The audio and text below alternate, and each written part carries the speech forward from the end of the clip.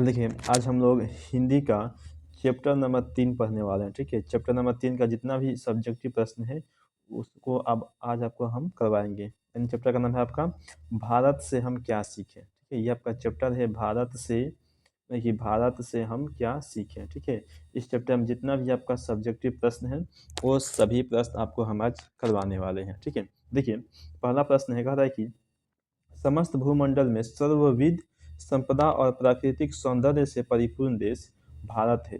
लेखक ने ऐसा क्यों कहा? ठीक है, देखिए, ये 11 में 12 में लगातार पूछा हुआ है प्रश्न, ठीक है? लेकिन उत्तर लिखेंगे, समस्त भूमंडल में सर्वदा संपदा और प्राकृतिक सौंदर्य से परिपूर्ण देश भारत है। लेखक ने ऐसा इसलिए कहा है कि यहाँ सब कुछ है। यहाँ सभी तरह के लोगों की जिज्ञासा की शांति के लिए हर चीज़ मौजूद है। लेखक जो कुछ देखना चाहता है वह उसे भारत में ही मिल जाता है, ठीक है? इसीलिए लेखक ने ऐसा कहा है, ठीक है? चलिए आगे देखते हैं दूसरा का प्रश्न। देखिए, दो नंबर प्रश्न है, कहता है कि लेखक की दृष्टि में सच्चे भारत का दर्शन कहाँ हो सकता है और क्यों? तो उत्तर लिखेंगे कि लेखक की दृष्टि में सच्चे भारत का दर्शन भारत के गांवों में हो सकता है, क्योंकि यहाँ प्राकृतिक सुषमा विराजमान है। शहरों में तो प्रकृति का विनाश हो गया, यहाँ तो चारों तरफ कृत्रिमता का साम्राज्य है। गांवों में ही कृष्ण की छवि के साथ साथ सुबह को गुनगुनाहट और शाम की लोरी व्याप्त है, ठीक है? यानी ये आपका 2 नंबर का उत्तर हो गया। देखते हैं अगला प्रश्न, हम लोग 3 नंबर प्रश्न ये कह रहा है कि भारत को पहचान सकने वाली दृष्टि की आवश्यकता किनके लिए वांछनीय है और क्यों क्यों है, ठीक है? उत्तर लिखेंगे कि भारत को पहचान सकने वाली दृष्टि की आवश्यकता यूरोपियनों के लिए वांछनीय है, क्योंकि उन लोगों ने इसकी प्राकृतिक सुषमा और आर्थिक संपदा को भोगने और लूटने की वस्तु समझा और इसे बर्बाद किया है। देखिए, अगला प्रश्न देखेंगे हम लोग 4 नंबर का है कि लेखक ने किन विशेष क्षेत्रों में अभिरुचि रखने वालों के लिए भारत का प्रत्यक्ष ज्ञान आवश्यक बताया है? उत्तर लिखेंगे कि लेखक ने ज्ञान विज्ञान के क्षेत्र में, भू विज्ञान के क्षेत्र में, वनस्पति विज्ञान के क्षेत्र में, जीव विज्ञान के क्षेत्र में, मानव विज्ञान के क्षेत्र में, पुरातत्व के क्षेत्र में, भाषा विज्ञान के क्षेत्र में, साहित्य के क्षेत्र में, इतिहास इत्यादि के क्षेत्रों में अभिरुचि रखने वालों के लिए भारत का प्रत्यक्ष ज्ञान क्या है कि आवश्यक बताया हुआ है लेखक ने, ठीक है? चलिए अगला प्रश्न देखेंगे हम लोग 5 नंबर, कह रहा है, देखिए,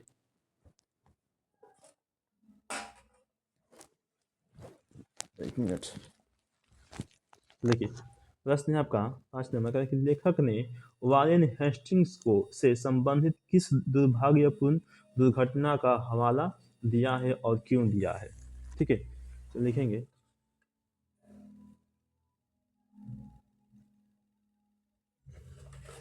लिखिए इसका उत्तर लिखेंगे कि लेखक ने वारेन हेस्टिंग्स से संबंधित उस दुर्भाग्यपूर्ण दुर्घटना का हवाला दिया है जिसमें वह जब भारत का गवर्नर जनरल था तो उसे वाराणसी के पास 172 दारिस नामक सोने के सिक्कों से भरा एक घड़ा मिला था, ठीक है? घड़ा मिला था। उसने इसे ईस्ट इंडिया कंपनी के निदेशक मंडल को दे दिया। उसने समझा कि ईस्ट इंडिया कंपनी इस अमूल्य तोहफे से खुश होकर उसे उदार व्यक्ति समझेगा, परंतु देखिए, परंतु ऐसा नहीं हुआ। ईस्ट इंडिया कंपनी ने इसके महत्व को नहीं समझा और उसे मात्र सोना समझकर गला दिया। लेखक ने ऐसा इसलिए कहा है कि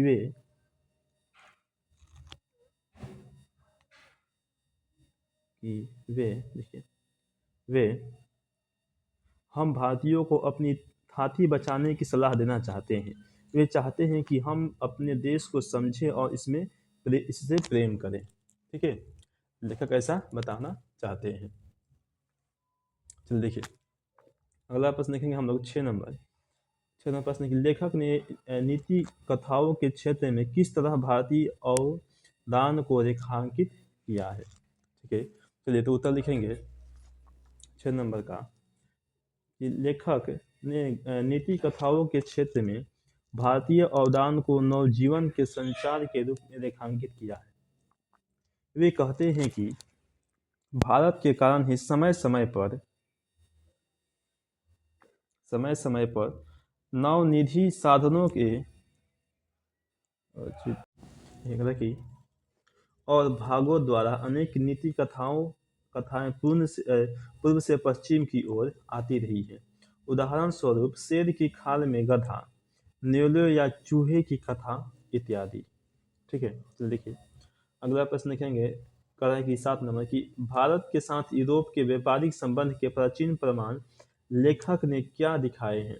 उत्तर लिखेंगे कि भारत के साथ यूरोप के व्यापारिक संबंध के प्राचीन प्रमाण लेखक ने बाइबिल में हाथी दांत, बंदर, मोर और चंदन आदि वस्तुओं के ओफिर से निर्यात की बात दिखाया है, जो भारत के सिवा किसी अन्य देश से नहीं लाई जा सकती है। शहनामा के रचनाकाल 10वीं-11वीं सदी में भी भारत के साथ यूरोप के व्यापारिक संबंध थे, ऐसे बता रहे हैं। ठीक है, चलिए अगला प्रश्न हम लोग देखेंगे 8 नंबर कह रहा है कि भारत की ग्राम पंचायतों को किस अर्थ में और किनके लिए लेखक ने महत्वपूर्ण बतलाया है, स्पष्ट करें। उत्तर लिखेंगे कि भारत की ग्राम पंचायतों को प्राचीन युग के कानून के रूपों के बारे में कानून के विद्यार्थी के लिए महत्वपूर्ण बतलाया है। वे कहते हैं कि भारत में प्राचीन स्थानीय शासन प्रणाली या पंचायत प्रथा को समझाने का बहुत बड़ा क्षेत्र विद्यमान है। ठीक है, तो देखिए अगला प्रश्न है हमारा 9 नंबर है कि धर्मों की दृष्टि से भारत का क्या महत्व है। उत्तर लिखेंगे कि धर्मों की दृष्टि से भी भारत का स्थान बहुत महत्वपूर्ण है। यहाँ धर्म के वास्तविक उद्भव, उसके प्राकृतिक विकास तथा उसके अपरिहार्य क्षीयमान रूप का प्रत्यक्ष परिचय मिल सकता है। भारत ब्राह्मण या वैदिक धर्म की भूमि है। बौद्ध धर्म की यह जन्मभूमि है। पारसियों के जरथुस्त्र धर्म की यह शरण स्थली है। आज भी यहाँ नित्य नए मतांतर प्रकट व विकसित होते रहते हैं। ठीक है, चलिए देखिए अगला प्रश्न हमारा है 10 नंबर। 10 नंबर में प्रश्न है कहा कि भारत किस तरह अतीत और सुदूर भविष्य को जोड़ता है, इसको स्पष्ट करना है। उत्तर लिखेंगे 10 नंबर का भारत अतीत और सुदूर भविष्य को जोड़ता है। यहाँ ऐसी भी चीजें मिलती हैं जो किसी पुरातन विश्व में नहीं सुलभ हो सकते।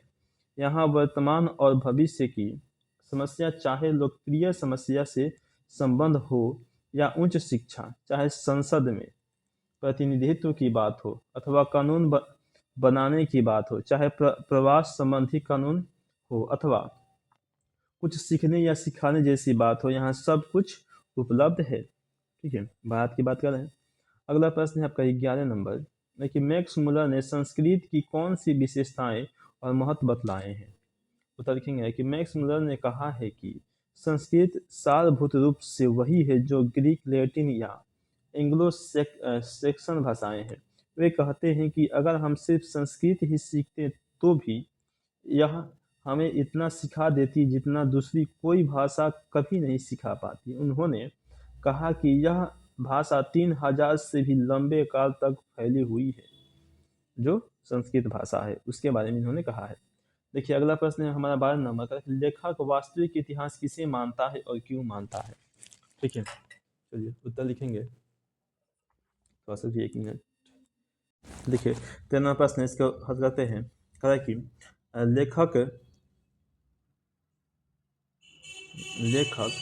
भारत के लिए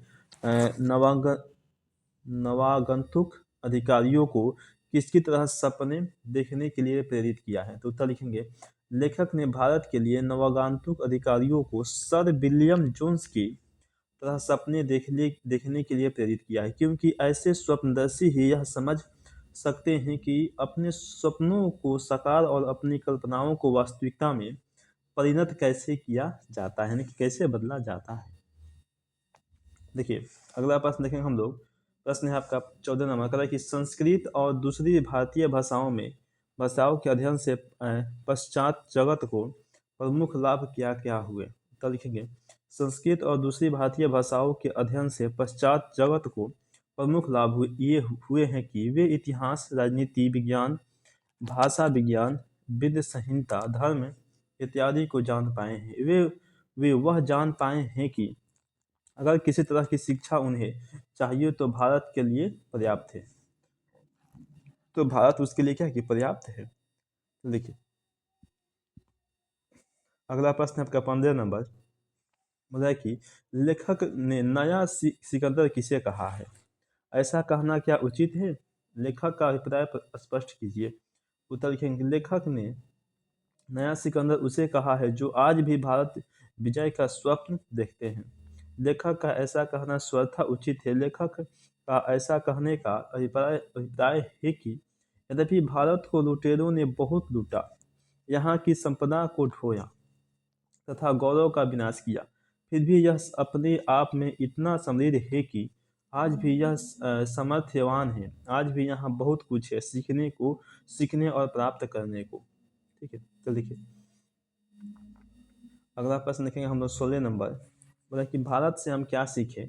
शीर्षक कहानी का सारांश अपने शब्दों में लिखें। ठीक है, इसका सारांश लिखना है।